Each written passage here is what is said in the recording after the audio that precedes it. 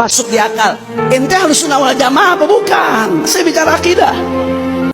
Dalam judulnya ditulis dengerin baik-baik. Jadi sekarang dengerin baik-baik. Tidak lantas karena ahli sunnah wal jamaah itu percaya dengan adanya karomah.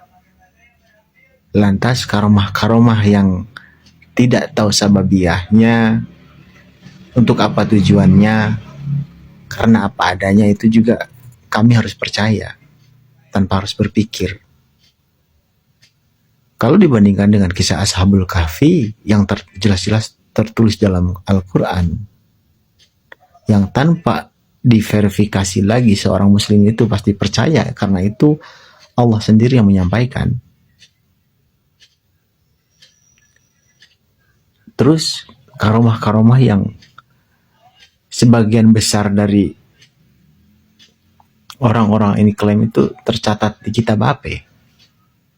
Yang konon katanya bisa nyurat-nyuratin malaikat dalam kubur, sampai orang yang berdosa itu tercancel gitu dosanya hanya karena dapat pesan dari si Khabib ini gitu ya kan, mendemin api neraka. Terus sampai anak-anaknya itu dari yang cikal sampai yang bontot bisa terbang sampai nembus genteng itu. Dan kalau menurut pemahaman saya yang saya kaji, karomah itu bukan sesuatu hal yang bisa disetir. Kayak misalkan amal-amalan tertentu yang bisa didawamkan dan dipergunakan saat dibutuhkan. Kayak hikmah. Karomah itu adalah sesuatu yang istimewa, yang bahkan bisa dikatakan mustahil, yang betul-betul terjadi karena adanya pertolongan Allah untuk hambanya yang soleh. Itu karomah. Apalagi yang mengklaim yang punya karomah ini adalah dia atau mereka yang meyakini kalau satu daripadanya yang bejat sekalipun itu lebih mulia daripada 70 orang soleh yang biasa-biasa saja. Ya kan? Terlepas dari keimanan itu kan. Karena percaya kepada Khabib ini tidak termasuk dalam rukun Islam loh. Itu sudah tidak dapat dipikirkan dengan akal sehat buat saya ya. Kalau Anda percaya itu silahkan saja, tapi silahkan Anda mau mengklaim Anda bisa terbang, bisa tembus dalam bumi, bisa jalan di atas air, bahkan walaupun itu cuma omongan dan tanpa bukti, secara kasat mata, hanya keluar dari mulut Anda sendiri, silahkan. Akan tetapi ketika dampaknya itu hanya menjadi pembodohan dan sama sekali tidak menjadi sumber inspiratif, apresiasi, menjadi sebuah motivasi untuk umat, hanya untuk bertujuan agar umat-umat itu menganggap Anda itu betul-betul seorang wali, seseorang yang harus senantiasa dimuliakan. Enggak, buat saya enggak. Buat saya ya, kalau yang lain silahkan saja. Kembali kepada cara pemikirannya masing-masing. Enggak, kalau buat saya. Karena bagi saya, hukum Allah, hukum Islam yang hakiki itu tidak memandang otoritas Anda di dunia, tapi kualitas Anda, ente, ya. Lagipun apa hubungannya menjadi ahli sunnah wal jamaah dengan meyakini karomah-karomah dari para Habib? Buat saya nggak ada sangkut pautnya itu.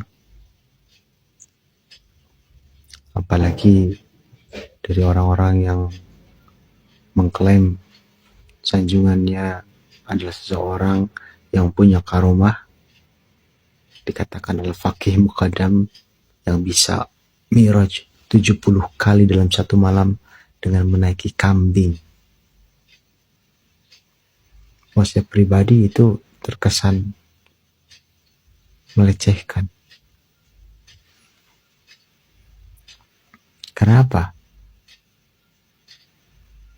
Kebenarannya tidak terverifikasi.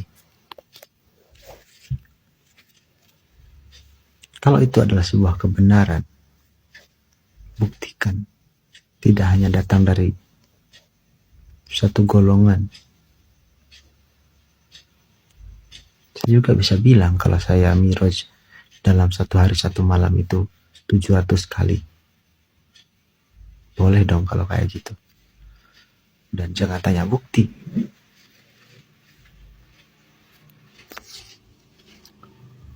Belajarlah buat waras. Justru dengan Anda meyakini hal-hal yang tidak jelas sababiahnya, untuk apa tujuannya, pertanyakan kembali akidah Anda. Dikit-dikit sekarang ceramah habaib dicari-cari, yang bagian bicara karomat, khurafat katanya, khayal, khurafat, nggak masuk di akal. Ente Ahlussunnah wal Jamaah apa bukan? Saya bicara akidah. Kalau akidahnya Ahlussunnah wal Jamaah itu meyakini adanya karamah, ya ikhwan. Karamah itu bukan soal si awarinya, bukan soal dianya, tapi siapa yang ngasih? Allah. Makanya karamah itu di Al-Quran diceritakan. Kalau mukjizat Nabi ya oke. Yang menafikan karamah itu Mu'tazilah, di luar Ahlussunnah wal Jamaah. Makanya tanpa sadar orang yang ngejek-ngejek karamah itu tanpa sadar dia lagi ngadopsi pemikiran Mu'tazilah, saudara. Di Al-Quran ada kisah karamah, bukan Nabi, hamba Allah saleh, Ashabul Kahfi. Walabithu fi kahfihim 300 sinina wazdadu tis'a.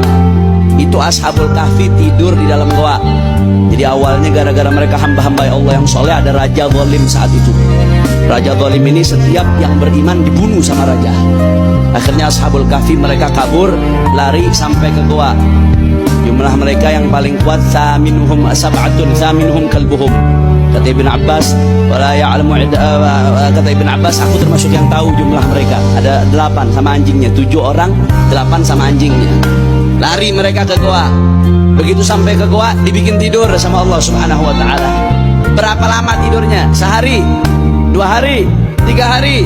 300 sinina wazdadu tis'a. Sebagian ahli tafsir menyebutkan 309 tahun, seperti zahirnya ayat. Itu salah satu dalil karamah terjadi di Al-Quran, saudara. Kira-kira jelas apa kagak? Berarti yang bilang karamah khurafat itu ngopinya kurang jauh.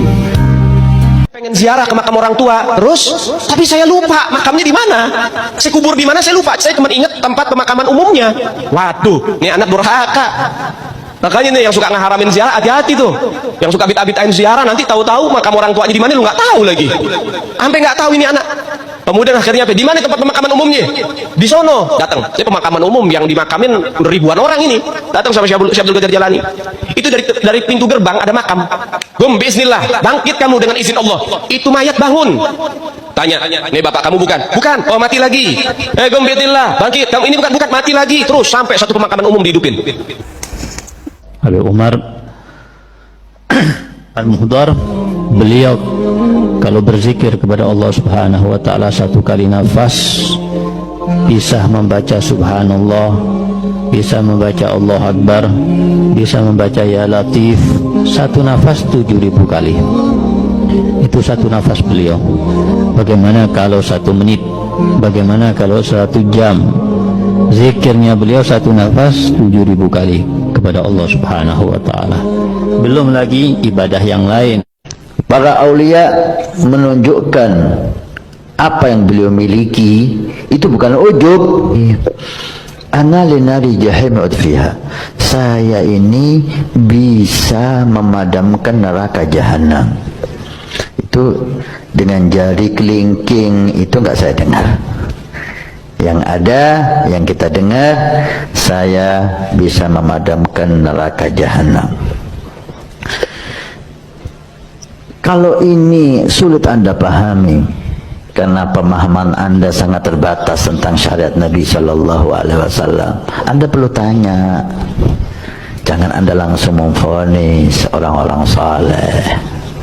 Anda akan malu dan Anda dicap sebagai orang yang kurang ajar sama Oli. Sampai beliau dalam managibnya bercerita, guruku kata Habib Ali, Habib Abu Bakar Atos, itu kalau waktu antara maghrib dan isya, Allah berkahi waktunya. Waktu berkah. Bagaimana waktu berkah?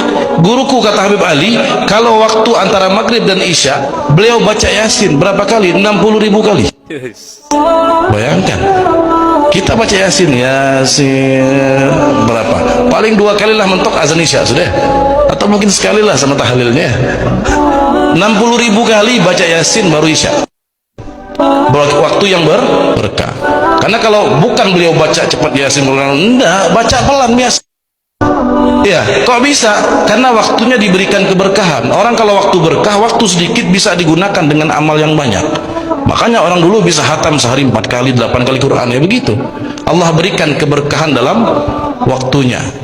Itu gurunya Habib Ali tadi, Habib Bakar Atos. Habib Hanif dalam ceramahnya mengatakan bahwasanya sekarang ini ada banyak orang yang mencari-cari kesalahan, yang mencari-cari ceramah-ceramah para habaib yang menerangkan tentang karomah gitu ya teman-teman. Jadi diada-adakan gitu ya kata si Habib Hanif kayak ini ya.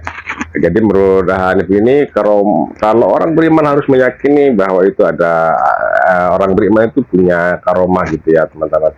Jadi ada seorang pemuda ini mengkritik tentang pernyataannya atau ceramahnya Habib Hanif ya teman-teman. Jadi seperti teman-teman dengar langsung, pemuda ini mengkritik tentang masalah ceramah dari Habib Hanif yang mana Habib Hanif itu mengatakan sekarang ini banyak orang mencari-cari kesalahan atau kelemahan ceramah-ceramah dari para habaib ya teman-teman. Ya karena salahnya sendiri yang mengatakan ya para habaib ini banyak yang mengatakan atau bercerita tentang khurafat ya teman-teman, tentang ke karomah, kekeramatannya kakek moyangnya ya, itu diceritakan semua ya oleh para si Habib ini, bukan menceritakan tentang sekarang ini ya, tentang dirinya. Hanya yang diceritakan itu hanya datu-datunya yang diceritakan ya teman-teman. Jadi si pemuda ini mengkritik Habib Hanif tentang isi ceramahnya itu ya teman-teman. Oke, terima kasih buat semuanya, semoga video ini bermanfaat dan sampai jumpa di video selanjutnya.